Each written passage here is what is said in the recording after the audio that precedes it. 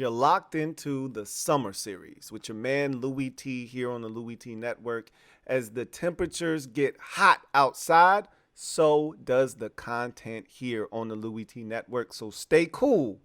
Your man Louie T is talking to some of the best in the business, talking National Football League. Enjoy the summer series. All right, so we are continuing on our summer series. I've got a fantastic guest today, a guy that I've been following for a very long time. If you're not following him on X, shame on you. I'm one of those people who I seem to root for the underdog, right? Like I like to be in this little cult following before they blow up. He's not a small guy anymore, right? Over 700,000 followers on X, and he does a phenomenal job covering the NFL. He's a lot like myself in that we just love the NFL, and I can't wait to kind of get into his backstory. Thank you so much for taking the time to join us. I've got Ari Meirov with me today, and this guy is fantastic. Again, if you're not following him on X, you are doing yourself a disservice. Thank you so much for taking time on the summer series to join us to talk about the National Football League and all of its splendor. Obviously, I'm a Commanders fan, and we'll get to the Commanders a little bit later on. But I first want to start with you and how you got into this business. Like, you started out just kind of posting, I would assume. First of all, let me go back. I want to go back even further. Where did your love for the NFL come from? Let's start there. Well, Louie, first of all, thanks for having me on. Really excited to be on here. And yeah, I guess my rise to doing all this is very different than most people. And I grew up an avid NFL fan. I love, obviously, the games. I'm here from New York. I have family, Giants fans, Jets fans. We kind of have everyone here. And during those years, of course, the Jets had their Rex Ryan years. The Giants had their 2 Super Bowls. So, like, football was awesome here in New York. So I kind of fell in love with the sport back then. And really what I fell in love with the most was the news aspect of all of it, whether it's, free agency, draft, and how teams make moves and how they build a roster and all of that. And I was always fascinated by it. And it was around, I would say 2013 when I just started a Twitter account. Twitter was really small back then. Right. And I was like, you know what, let me just create a page where I kind of talk about football, but also I want to be a one-stop shop for all information. And that was really what my goal was. And I remember doing it for the first 2 years, I would say 2014, 2015, going into it. And nobody really cared. Not many people followed me, like 2,000, 3,000 followers or whatever. But I really enjoyed it. And I really started learning the entire aspect of football, not just the game, but also the behind the scenes of how everything works and how teams operate and the tendencies and the salary cap and everything. And over time, you really start learning a lot. And as I continue to just post accurate, notable, relevant information in a timely fashion, all of a sudden the account started to grow and I started having, reporters following and there were players following. And it was like, wow, maybe I'm doing something right over here. So at the time, the Twitter account was not under my name, Ari Meirov. It was under a name called NFL Updates. Maybe you remember this. Nobody really knew who I was. And I'm going to fast forward a little bit, but around 2018, 2019, PFF, Pro Football Focus, reached out to me and they were like, who the heck is this guy? Who does this? Let's reach out to him. And they reached out to me and they were like, hey, we would love to meet with you. How many people run this account? Like, it's only one person. They're like, wow, that's crazy. So we set up a meeting with them. I set up a meeting with them and they basically told me, hey, we want to start a news division. We want to hire you to be our main news guy. But in order to make this happen, you have to put your name out there. You have to put your face out there. And if you do this, we will make this into your main job. You get to go to the combine. You get to go to the owners meeting, Senior Bowl, and all these different things. And really cover the NFL as part of everybody else. So my journey to getting to here is obviously different than everyone else, but I got the job with PFF. I was there for about 2 years, and now here I am now, 33rd team, covering the league. And if you would have asked me back then how that this would happen, I would have never believed you.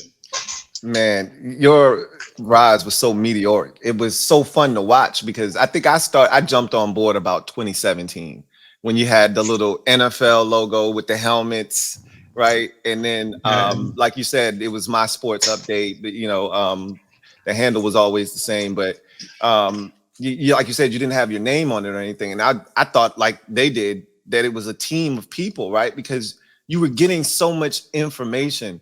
Like back then, like how were you getting all of the information? Because I think a lot of people are, as they should be. I always tell people social media is a very dangerous place. You got to be careful. There's so much information out there. A lot of it is erroneous. And so people are always looking for accuracy, right? And I think what really sold people on you was the fact that you were quick. You were just as quick as Schefter. You were just as quick as Ian Rappaport. You were just as accurate, but they were always going with the, trying to be fast and they would get it out, but there was no extra. Like I would always tell people, I got a buddy of mine and I was telling him about your account. And I said, if a player has a left shoe on his right foot, Ari's going to have a picture of it. And he's also going to have a description of what's going on here, right? To let you know what you're looking at. And so how did you get all the information and get it so quickly, but then also be able to put it up in a manner that people can kind of digest it in such a quick and efficient way?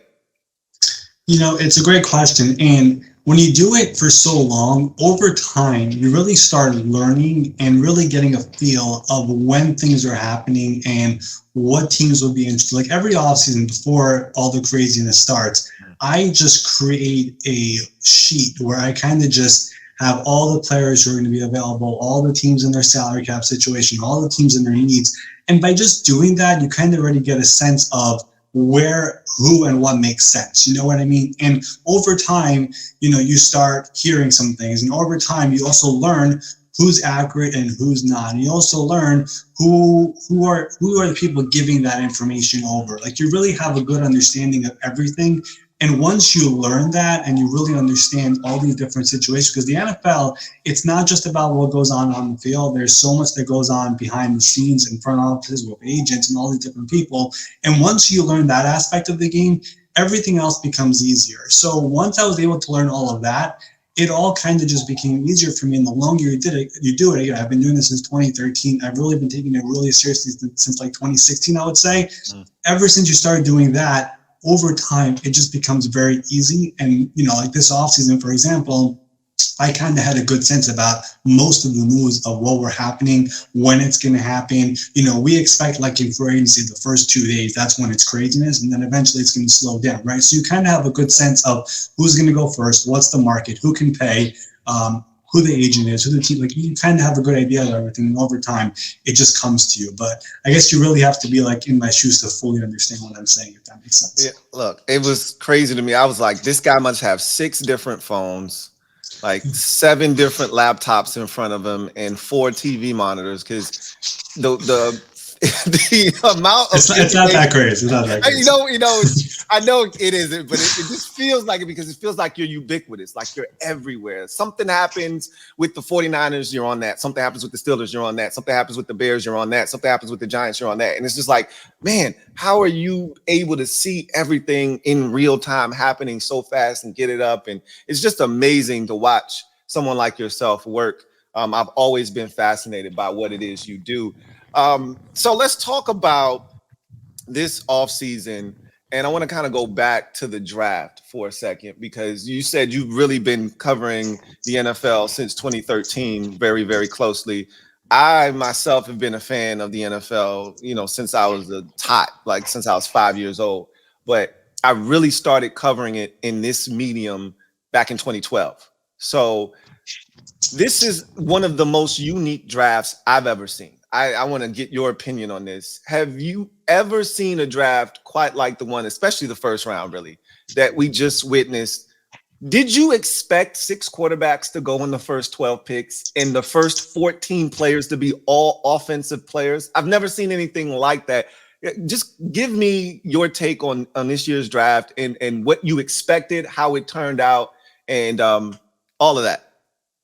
Yeah, so going into draft night, I was fully anticipating 5 quarterbacks for sure going in the first round. The one that I was leaving out was Michael Penix, actually, because he was the one who was getting a lot of hype. Like for me, during the pre-draft process, if you're not one of the top quarterbacks, but your name is getting a lot of hype, that usually means there's somebody on your team really pushing you to try to get you in. That's the way I usually look at it. Like I remember there was the Will Levis year and the Malik Willis year. Like we were all talking about them as first round quarterbacks, and they did not go in the first round. Right. So I kind of felt like that could happen to Michael Penix. And of course, he ended up going number 8. I think about a week before the draft, I had found out that Bo Nix was for sure going in the first round. Be ready for that's going to happen. Of course, he went to Denver, but to have that run of 14 consecutive offensive players, that's never happened before. To have 6 quarterbacks in the top 12, obviously that's never happened before. And it really is a new era of football where these teams, and you've seen it over the last several years, where they are okay taking these quarterbacks high in the first round. And unlike, 10, 15 years ago where we could sit the quarterback, we'll let him develop, and we'll see where it goes after 3-4 years, that's no longer the case. I mean, these teams, they want to see these quarterbacks show some flashes in year 1 or 2. And if not, they're out of here. And that's kind of where we're at right now. And that's what really makes it so fascinating because, yeah, we had 6 quarterbacks go in the top 12. But if we were to talk again in 2-3 years from now, it would not surprise me if half those guys are no longer with their current team. That's kind of where we're at. Look at the 2021 draft where Zach Wilson, Trey Lance, and the rest of Mac Jones and everyone else, Justin Fields, are no longer with their teams. They were all traded in the last calendar year. That could definitely happen with this class as well. So these teams are taking these guys, but the leash for these quarterbacks is not what it once was. And that's really what makes it so interesting to me and what makes this draft class so unique and different than other ones. So sticking with that theme in the quarterbacks, do you think that's good for football? The fact that the immediacy of wanting to see these quarterbacks play, not having the patience. We live in this microwavable society now where everybody wants it now, now, now. You think that's good for football, having these quarterbacks? Obviously, you draft a guy that high, you want him to play. How many of these starters do you actually think are going to start week 1? I'm thinking right now 3 of them out of the 6 probably week 1 starters. Yeah, I mean, I'm looking at it right now. I would expect Caleb to start week 1, Jaden to start week 1. I think Bo Nix gets a start in week 1. That's the 3. And then we'll see what happens with Drake May, Michael Penix, and who's the one that I'm missing in that group? JJ McCarthy.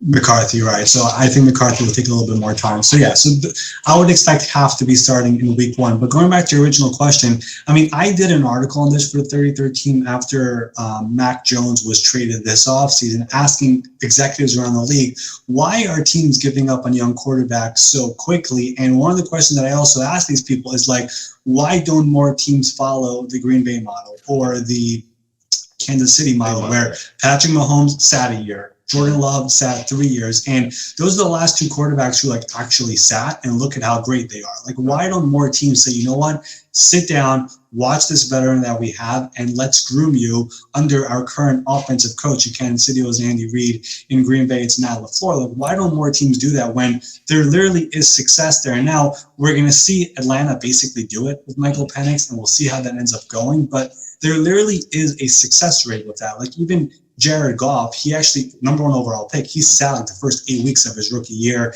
didn't have a great rookie year when he played. Then Sean McVay came in and his second year was amazing, right? So like these guys sitting, there's a history of it actually helping recently. So why don't more teams do it? We're going to see at least one do it like for real in Atlanta, and we'll see how that goes. But I think a lot of teams are under the assumption that we saw what CJ Stroud did, and we saw what some of the other quarterbacks did, jumping right in and doing really well. Why can't we replicate that? And the one thing that fans don't talk about, owners play a big role in all of this. Like, owners see what's going on in Houston, like, hey, we should be able to do the same thing. So go ahead and draft that guy, and let's go ahead and start him in his rookie year, whether it's in week 1 or week 4. Eventually, the fans are going to be asking for him. He'll get on the field, and we'll see how he does. And if he's not good, we'll move on and try it again. Because unlike once upon a time years ago when the rookies used to get paid a lot of money, Jamarcus Russell, when he was drafted, was the highest paid player in football or something like that. That's no longer the case with the rookie wage scale. The rookie wage scale is way cheaper, so it's much easier to get out of the contract. So that definitely plays a part of it as well.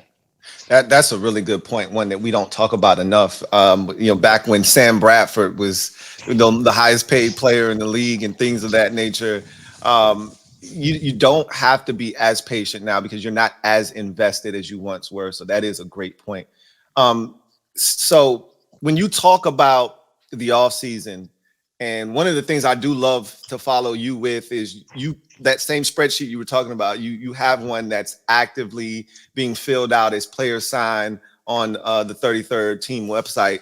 And I always like to follow you. You always repost it, and you just keep reminding people, hey, if you want to keep up with free agency, this is how you can do it. We've seen some big contracts this offseason. Most of them, I don't think anybody was surprised. Nico Collins got paid. We saw a lot of receivers get paid this offseason, but the big one that we were waiting on, we finally got it early June with Justin Jefferson. Now, my take is no receiver should be paid more money than him this offseason. You may see that happen with Jamar Chase, even though from a numbers perspective, none of these guys outside of Tyreek Hill should be making more money, theoretically speaking, than Justin Jefferson. But we know how the game goes, right? And generally, they put these contracts in place. It's sort of a barometer for the next guy that's coming along. Where do you fit in this?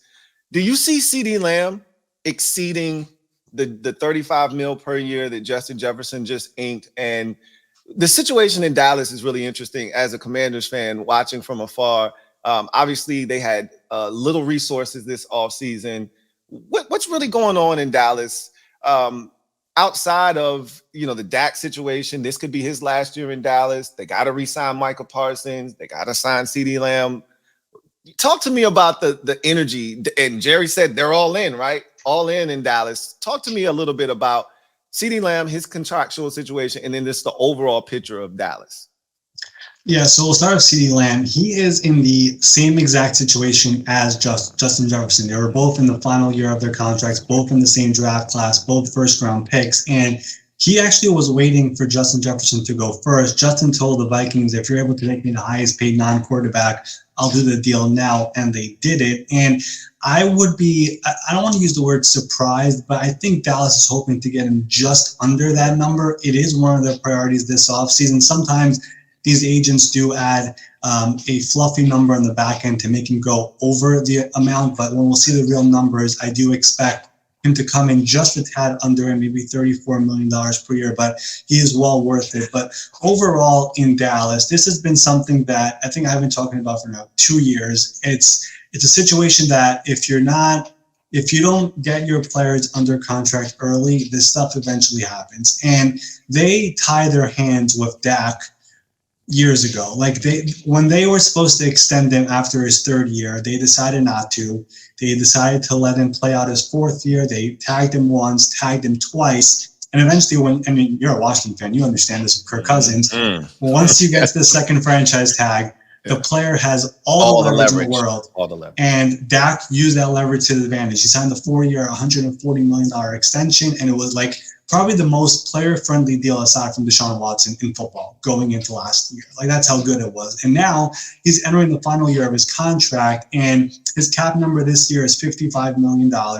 He has a no-trade clause. He has a no-tag clause next year, which means no matter what, at age 31, if he wants to, he can become a free agent just like Kirk Cousins was in Washington, just like Kirk Cousins was in Minnesota, and leave for the best offer. And that's why Jerry Jones is going to have to pay upwards of $60 million per year because Dak has that much leverage. When you hear that number, it's not because he's better than Joe Burrow or he's better than Justin Herbert or better than Patrick Mahomes. It's because he has all the leverage to become a free agent at age 31 and talk to every other team. And to this point, they have not had any serious negotiation, which makes you think maybe they are okay with letting him become a free agent. Keep in mind, their head coach, Mike McCarthy, final year of his contract. Their defensive coordinator, Mike Zimmer, they hired this offseason. I've never seen this before. They only give him a 1-year deal. So they have a lot of people on 1-year contracts there. And they're really like, you know what, show us this year and then we'll pay you. If not, we might, move in different directions with the head coach and possibly a quarterback as well. So that makes it fascinating. And Micah Parsons, you mentioned, if they don't do a deal now, they don't have to. He has 2 more years left. But again,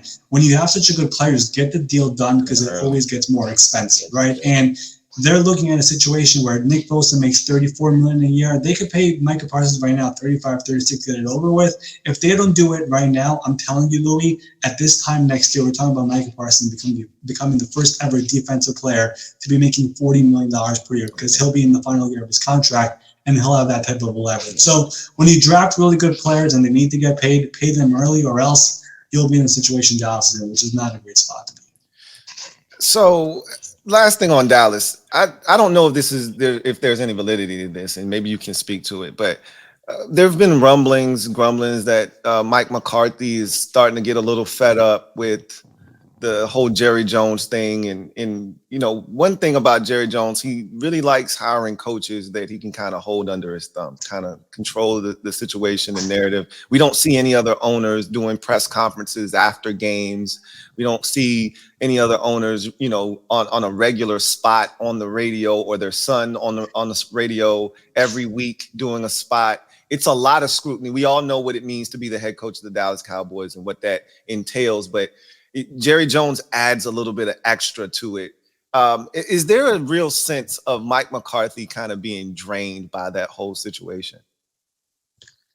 I'm not sure if he is, but what I would say is head coaches never like going into a contract year. Yeah. It's really uncomfortable. Like even Mike Tomlin was entering the final year of his deal this offseason. He just got extended for 3 more years. It just shows that ownership is in on you, and head coach contracts are all fully guaranteed for the most part. So you're basically really committing to him. So if you're Mike McCarthy and you're in his shoes, I've basically made the playoffs every year. We've had back-to-back years of 12, 13 win seasons. I know we haven't had the playoff success, but if Mike McCarthy did that like in Washington, or he did that in any other city, the fans will be praising him like, wow, our team is finally good. We're winning games. We're getting closer. Eventually we'll get over the hump. But in Dallas, that's not good enough. And for Jerry Jones, no, I'm not going to extend you. So as a head coach, I understand where he's coming from. And again, going back to the defensive coordinator search, when they did that search, they told him you could only hire people for a 1-year contract, which is unheard of. Right. So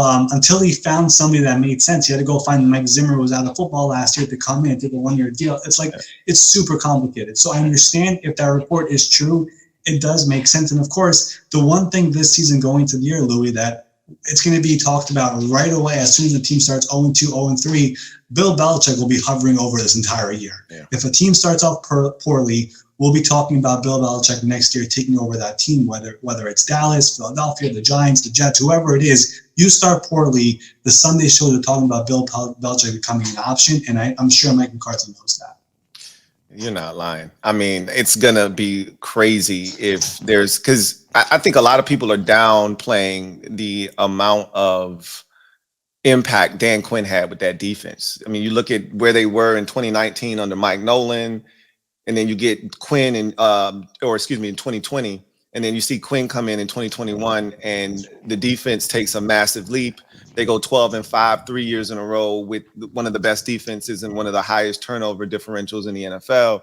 I don't think that's a coincidence. We'll see if they can kind of live up to what they've been doing defensively. All anybody wants to talk about was the lasting image of what Green Bay did in that playoff game, but you got to understand how good the Cowboys were defensively for those 3 years. We'll see what happens with Dallas. So before we get to the Commanders, I want to ask you, give me 5, and 5 might be too big of a number, but if you can come up with 5, give me 5 of your biggest storylines heading into the upcoming season.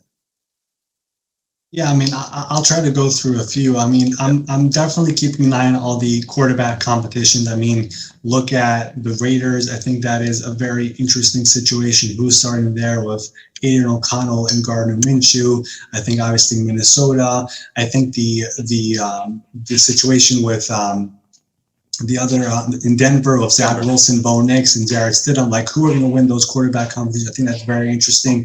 I think quarterback contract situations, Tua in Miami, we mentioned Dak in Dallas, Jordan Love in Green Bay. I think those 3 are very interesting, especially Tua. I mean, where that number lands, if they get it done. I think Tua has made it clear the market is the market. Miami is trying to go a little bit under that.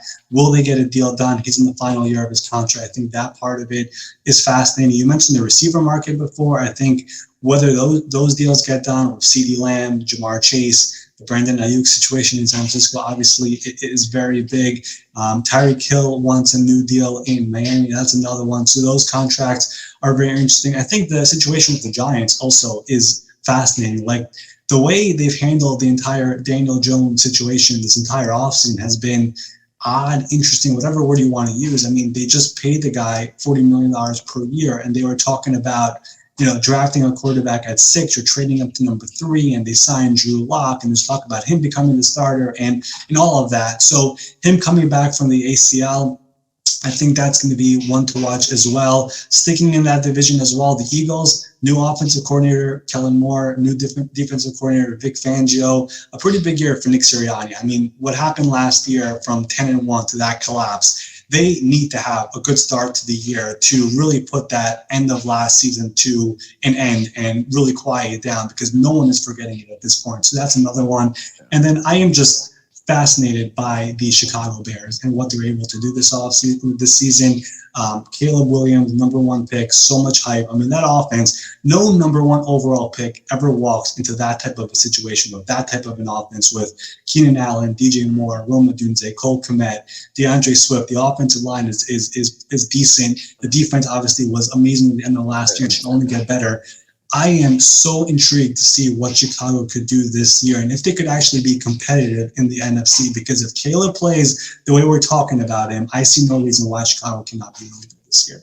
You know what? I think so. Are you a Jets or a Giants fan? I've always thought you were a Giants fan, but that was my guess. So which one are you? Are you a Jets or a Giants fan? I really don't really root for any teams anymore, but growing up, I did have a fandom for the Giants. Yes. Okay. Because you do a great job of being unbiased. I couldn't tell. I just knew some of your background, and sometimes when you would post, I was like, you might have a little thing for the Giants there. But I'll tell you this much: no one has been able to figure it out. No one. Okay. I'd always tell people I try to read people. It's tough because, like I said, you do such a really good job. You're very unbiased, so it was tough to tell. But I would look at certain posts. I was like, you might be a Giants fan there. But you know what's funny is you named a couple of teams. I think Hard Knocks is going to be really fascinating because they added in the offseason one that's starting this week. As a matter of fact, tomorrow with the Giants. I'm fascinated to see that because you know they're gonna follow Daniel Jones's situation. I think a lot in that series. You know, chronicling the injury and his recovery process and all of that stuff. And you kind of get to see the whole Saquon situation. He was on the phone in the preview that we saw. You know, are you not going to even give us a chance, right? So I think everybody's kind of like fascinated with that. You talked about the Bears. I think, you know, training camp with the Bears is going to be pretty fun to watch and see that whole dynamic. These young quarterbacks, man, it's going to be, you know, the bar was set so high last year by CJ Stroud. And that's the perfect segue into Washington. So you had done a like a season preview for Washington back in like May, kind of talking about the off season, like where they are now and, you know, the prospects of this team and what they could potentially do and what they could be. And I think you hit it right on the head. What I've been preaching this entire off season is that you should be looking a lot towards the 2017 model of what they did in San Francisco versus what the Texans did last year. You know, and my thing has always been the Texans already had their GM for 2 years before they hired DeMeco Ryans, before they got CJ Stroud, which they did get lightning in the bottle there, right? They got the 2 guys that were perfect for their situation. But Nick Caserio had been there. They had drafts under their belt. They had been building towards something. We did not expect what we got from the Texans. Let's just be clear about that. No one expected them to do what they did. But there was a foundation being set there. They already had a couple of really good drafts under their belt. And they had some players there, a few players like Nico Collins, who, you know, hadn't had that type of season yet, but he hadn't had that type of quarterback either, right? So a lot of Commanders fans are looking at what the Texans did and why can't we do that? And I'm like, I mean, the NFL you're capable of having a season like that, but it's not likely, right? Washington has the highest turnover rate of any team in the league. They've, you know, essentially blown the entire organization up, which it needed to happen. And so give me your feel for Washington, like what you envision them being this year, what's been impressive to you with what they've done this offseason. Where are some places or areas that you see there that you question a bit or that you have some doubts about? Just talk to me about the overall outlook, because I think a lot of times we get stuck in our little bubble as Commanders fans. I love hearing people's outside opinion and perspective of this organization. Yeah, you know, the Texans model that everyone talks about, like that is the best case scenario, right? Like Jaden Daniels plays like an MVP candidate. We're off and running. We're awesome. But the chances of that happening are, it's tough. Like they were picked in the same slot, so maybe you have that luck. Who knows? But like it's not an easy thing for it to happen. But you mentioned that video I did in May. Like this entire offseason was a clean sweep of the entire organization, really hitting a reset with the ownership level of Josh Harris and his crew, the GM now being Adam Peters, who is so well respected, and he now has his front office in place after this draft. He's hired all his people. Still more hires to come, but his front office structure is really basically set now. And of course, the new head coach in Dan Quinn, who's coming in as well. And this offseason was really about, we're going to get rid of all the players that who are not supposed to be here anymore. We're going to bring in our guys. And you go back to that 2017 49ers offseason, like the players they signed, like I look back at it, it was like the Pierre Garçons and the Elvis Dumervilles and Malcolm Smith, the former Super Bowl MVP, and Brian Hoyer, a veteran quarterback. That was the players they were signing.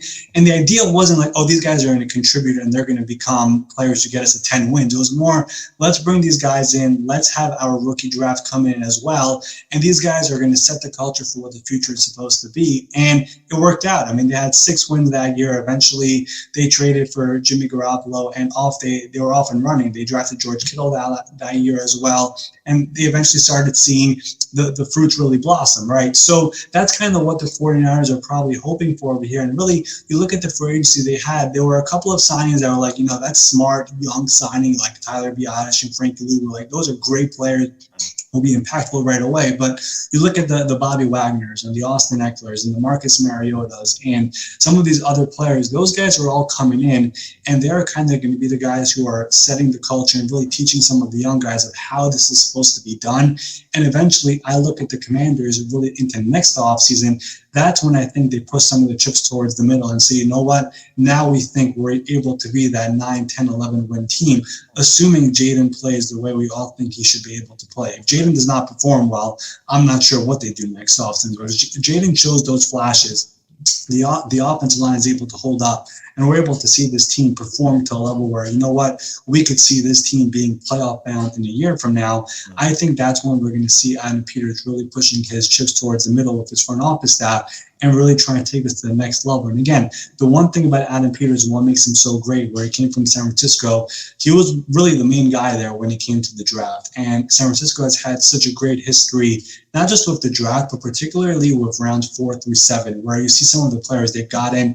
George Kittle, the one name everyone brings up with Brock Purdy, Dre Greenlaw. They've had success with the running backs in the back end of the draft. There are a bunch of other players as well. That's really his sweet spot. And they drafted a few guys this year, but down the line eventually, that's really where you guys are going to see a lot of success, where you get all these late round gems who perform in year 1, 2, 3 on those cheap contracts, and all of a sudden, that's going to be a big reason as to why this team is going to have success, because having the top end players, that's usually the easy part. Getting everyone else is the hard part. And the one thing that Adam is really good at is that. So you talked about pushing your chips to the middle of the table, and there's been a lot of noise, a lot of smoke. Sometimes where there's smoke, there's fire around Brandon Aiyuk. He's been seen a lot. And when you see Brandon Aiyuk, a lot of times you see Jaden Daniels, and he's made it very clear that one of the places he'd love to play, if it's not San Francisco, is Washington.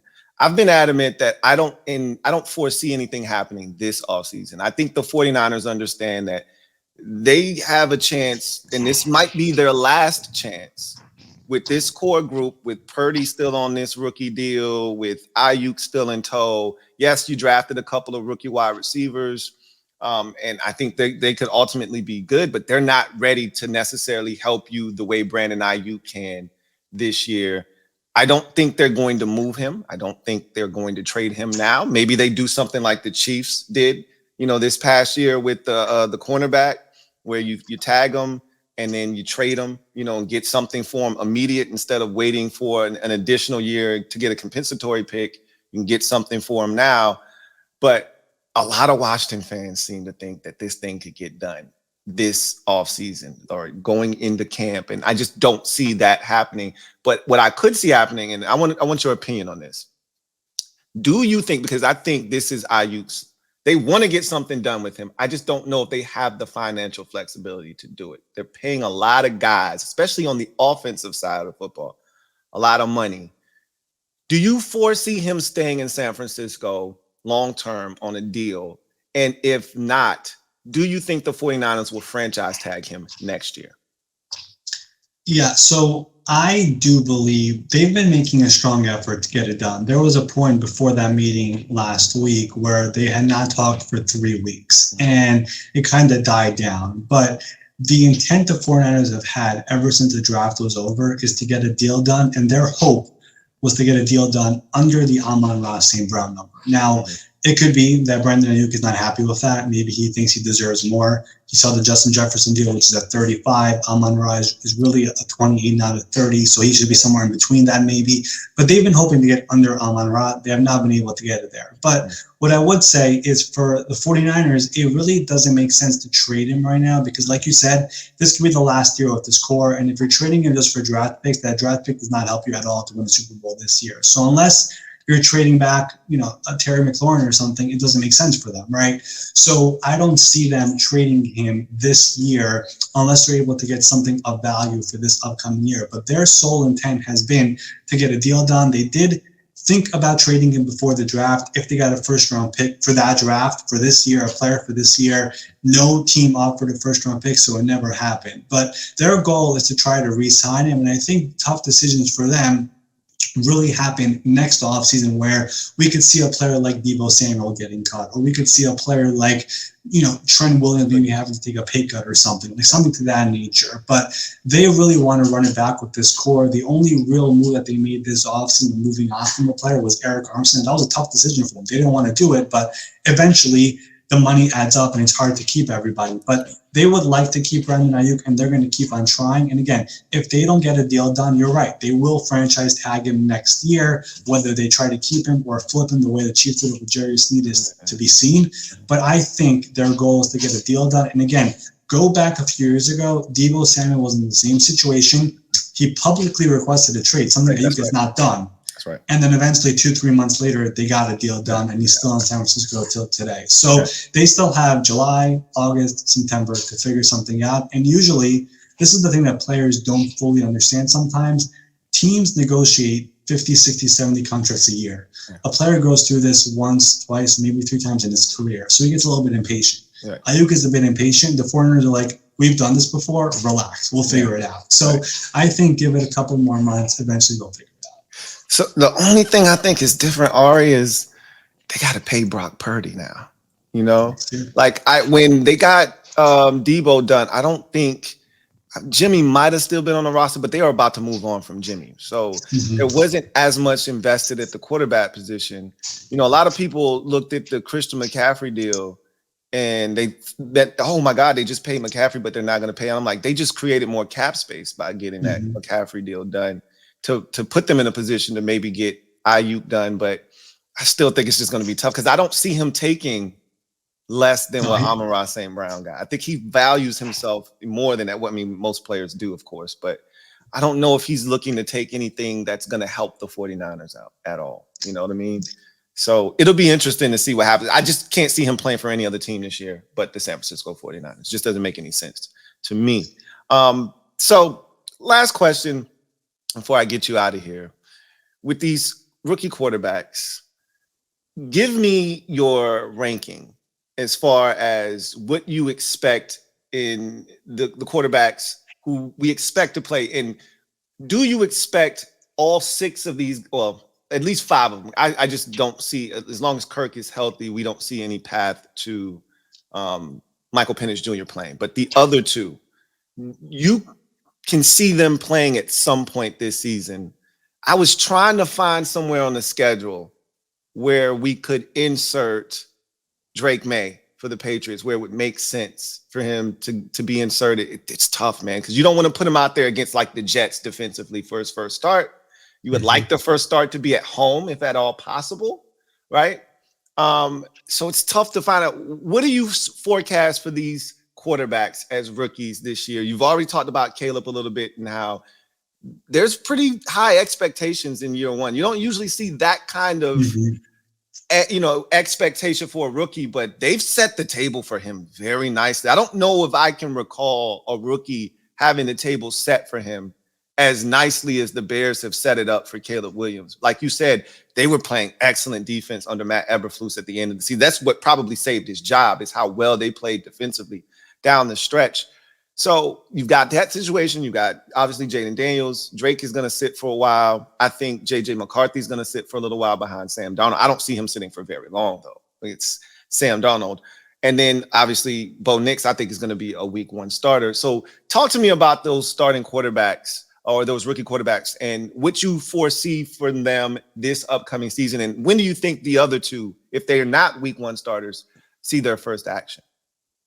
Yeah, I mean, I'll start off with this. I think the most pressure of all the quarterbacks is with Caleb Williams in Chicago. It's not even just him. I think you mentioned the head coach, Matt Eberflus. Like, there is pressure on him because he is, first of all, a defensive-minded head coach. Yep. Some teams prefer to have an offensive-minded head coach with their young quarterback. And this is really the 3rd time Chicago has done this now, where they've had, I hate using the word lame duck head coach, but that's basically what he is, because they did discuss firing him after the season. Like, with Trubisky, it was him and John Fox. He was fired after a year.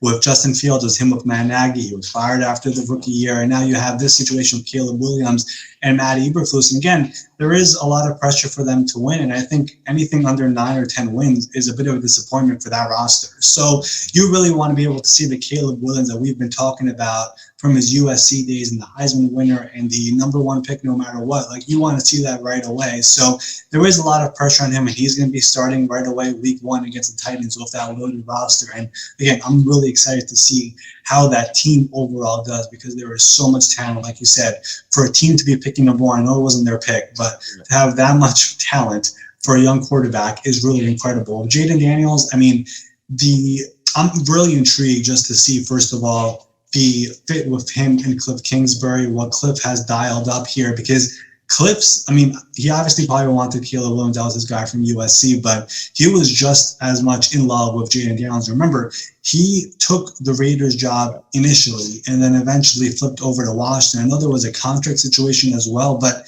quarterback matters a lot to Cliff, and he loved Jaden Daniels. And as soon as he got there, he was all in.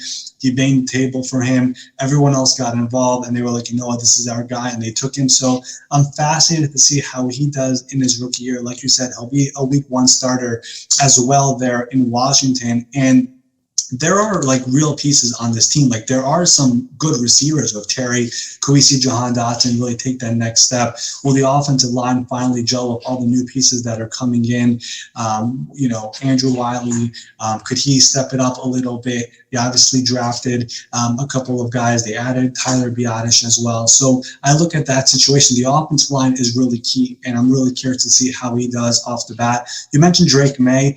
I think the Pages are hopeful that he could sit as long as possible, and that's really all dependent on how Jacoby Brissett does. I mean, if Jacoby Brissett, who obviously was in Washington, could play well, then all of a sudden we're talking about a situation where, you know what, you do your thing, let Drake learn. And they basically are following the model of Green Bay and Kansas City, where a guy is learning from somebody who is really a good guy, a really good teacher. Like, Jacoby, like, never complains ever. Like, he really just doesn't. Like, even in Washington last year, like, it was my turn to play. I'm playing well. Oh, there's still a decision to be made. Okay, just let me know. Like, that's the way he's been with Cleveland. Deshaun Watson is the same way. Wherever he's been like that. So he's really the perfect quarterback there. So as long as Jacoby plays well, he'll be on the field and Drake will be sitting. But as soon as Jacoby is not playing well, I mean, those Patriots fans, they get loud. I mean, we saw what they did to Mac Jones in that Monday Night Football game versus the Bears and how embarrassing that was for him. So if they're going to be calling the Drake May's name, I'm sure there's going to be a point with the new head coach and Jerome Mayo is like, you know what, let's give this kid a try. So it's really dependent on Jacoby Brissett. Moving on to Michael Penix, I mean, as long as Kirk is healthy, Kirk should be starting all 17 games. If Atlanta has a division sealed, before week 18. I guess maybe we'll see him by then. But if Kirk is healthy, that's been their plan. They are truly following the model of sitting a quarterback, and we'll see how that goes. J.J. McCarthy, I think they want to see Sam Darnold to start, but I would expect him to be somewhere there in the second quarter or third quarter of the season eventually. I mean, Kevin McConnell really likes him. Keep in mind, we were talking about the Vikings trading up to 3. for Drake May. If they really wanted Drake May, they could have offered more. Like they were like steadfast at this specific amount, and they were not going to go over it because they were okay with JJ McCarthy as well. So we'll see what Sam Darnold could do. He did have flashes last year in San Francisco. It's basically the same offense. So, and Kevin O'Connell last year really did a great job with all the quarterbacks. So from Kirk to Josh Dobbs, Nick Mullins had some flashes. So I'm sure we'll see Sam Darnold play well a little bit, but eventually I think it will be time for JJ McCarthy. And then Bo Nix, I think we should if he doesn't perform well in training camp, maybe they'll sit him. But as long as he has a decent training camp, I think it's his job to lose there. I always felt like he was the perfect fit for Sean Payton. He reminds me a lot of Drew Brees in terms of how he plays the game. So I think he'll end up starting there, and we'll see what it looks like in Denver. But Ari, thank you so much for the time. Before you get out of here, tell the people where they can find your work. Yep, absolutely. So you could check out on X now, not Twitter, at My Sports Update. Go there, follow, get all your up-to-date NFL information. Really a one-stop shop. The way it started, it's still the way it is till now. Really get all your information over there. And then I work for the 3013.com, all my written work, all my video work. We have some exciting announcements coming up here in the coming weeks. So I'll be on the lookout for that as well. But that's really where all my work online is done. My written stuff, my video stuff, it's all there on the website. And we have a lot of really great former executive, former coaches. We have a few shows. The Amon Ross, St. Brown, and the St. Brown Brother podcast is with us. It's a pretty popular podcast. You can check that out as well over there. So a lot of really great stuff on the 3013.com. Really appreciate you once again, Ari. Thank you for the time, man. And I look forward to all of your content over the course of the rest of this off season, into training camp, and into the regular season. Thank you so much, man. Take care of yourself. Thank you, Louie. Louie.